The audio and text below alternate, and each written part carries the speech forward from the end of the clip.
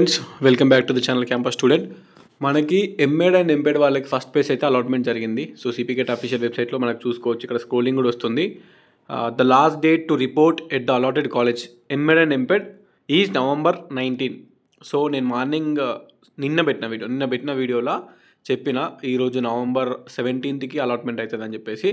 So 18 and 19 ఒక 2 days time ఇస్తారని చెప్పిన. సో November 19 ఇక్కడ స్క్రోల్ అవుతుంది.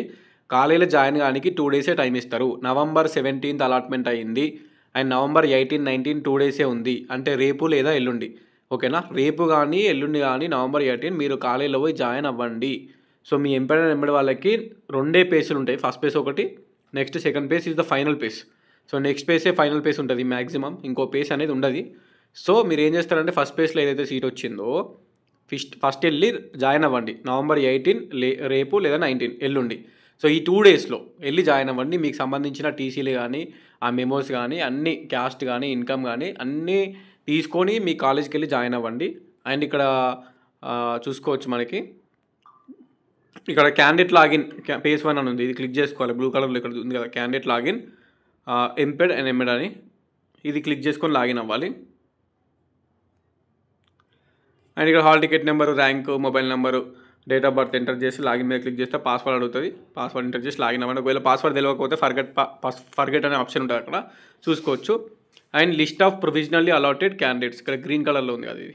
సో ఎంఎడ్ అండ్ ఎంపెడ్ ఇది చూసుకోవచ్చు, ఓకేనా? ఇక్కడ ఎంపెడా అని సెలెక్ట్ చేసుకోవాలి. సెలెక్ట్ చేసుకున్న తర్వాత మీకు నార్మల్గా మీ కాలేజ్లో మీతో పాటు ఎంతమందికి అలాట్మెంట్ అయిందని చెక్ చేసుకోవచ్చు ఇక్కడ.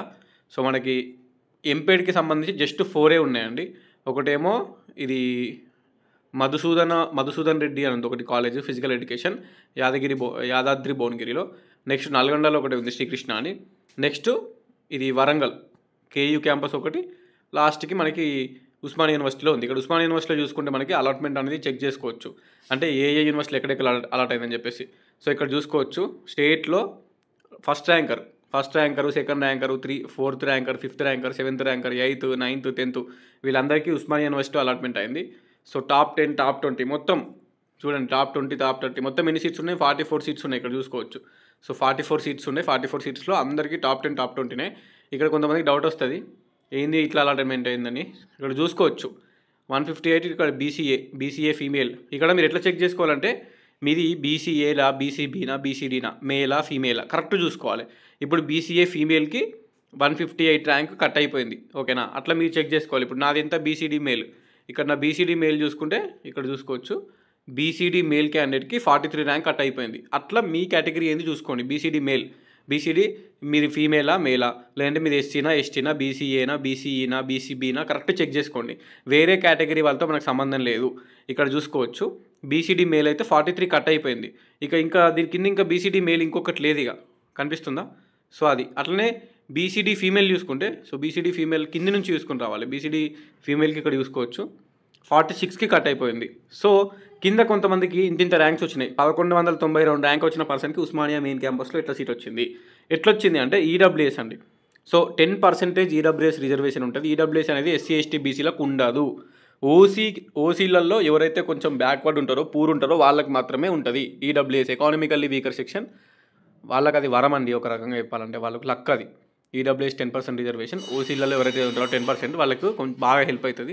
సో అంతే చూసుకోండి. మనకి ఇక్కడ కూడా చూసుకోండి ఈడబ్ల్యూఎస్ 368 ర్యాంకు ఈడబ్ల్యూఎస్, ఓకేనా? ఇక్కడ చూసుకో వీళ్ళు ఓసీలే.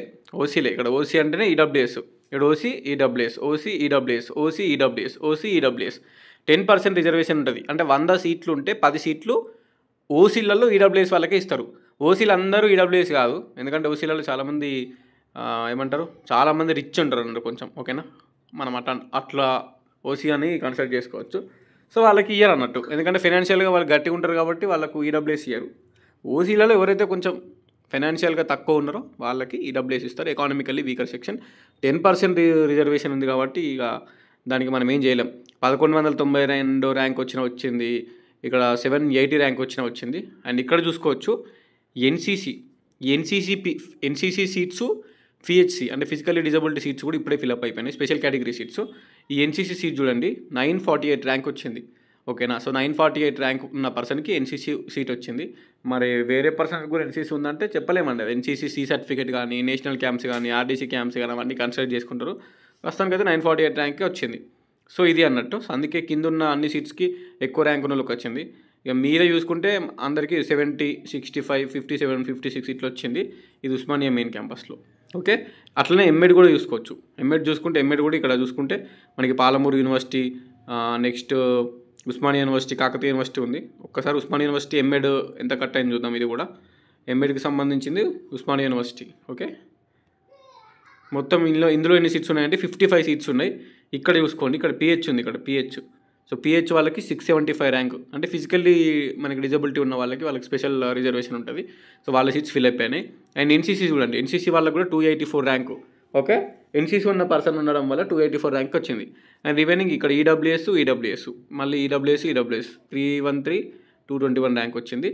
సో వీళ్ళని పక్కన పెట్టేస్తే మనకి మిగిలిన వాళ్ళు చూసుకుంటే బీసీసీ, ఇక్కడ బీసీసీలో కాంపిటీషన్ తక్కువ ఉంటుందండి.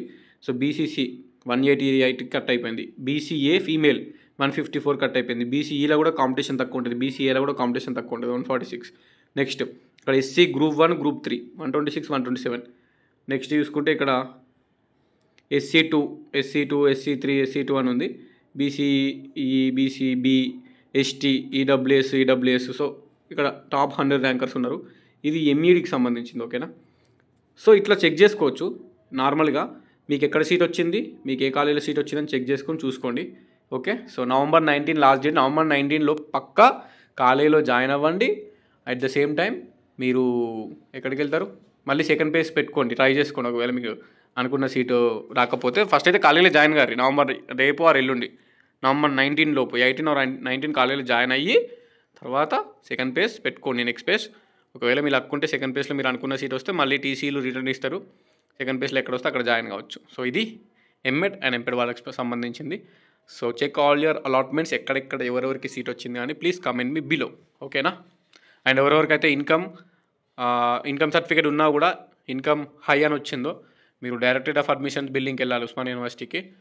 ఓకేనా. ఇప్పుడు టైం లేదు కాబట్టి రేపు వెళ్తేనే మీది అది ఇన్కమ్ హై కాస్త లో అవుతుంది. మీరు వెళ్ళకుండా మీ ఫ్రెండ్స్లో ఎవరిని పంపినా కూడా ఏం కాదు. Allotment or xerox, income certificate xerox అక్కడ ఉస్మానియా యూనివర్సిటీలో డైరెక్టరేట్ ఆఫ్ అడ్మిషన్స్ బిల్లింగ్లో ఇస్తే వాళ్ళు వితిన్ మినిట్స్లో అప్డేట్ అయిపోతుంది. మీరు వెళ్ళినా ఏం కాదు, లేదంటే మీ ఫ్రెండ్స్ ఎవరైనా హైదరాబాద్లో ఉంటే పంపండి. కొంతమందికి అలాట్మెంట్ ఆర్డర్లో ఫుల్ ఫీజు చూపిస్తుంది కట్టుమని. యాక్చువల్గా అక్కడ ఫీ టు బి పేడ్ 800 ఉండాలి. So fee to be paid 800 లేకపోతే మీరు income certificate latest income 2025 plus allotment order xerox పట్టుకొని మీరు కానీ ఎవరైనా కానీ అక్కడ ఉస్మానియా యూనివర్సిటీలో సిపి గేట్ ఆఫీస్లో ఇచ్చేస్తే అది అప్డేట్ అవుతుంది. ఫీ టు బి పేడ్ 800 చూపిస్తుంది. ఓకేనా. డన్.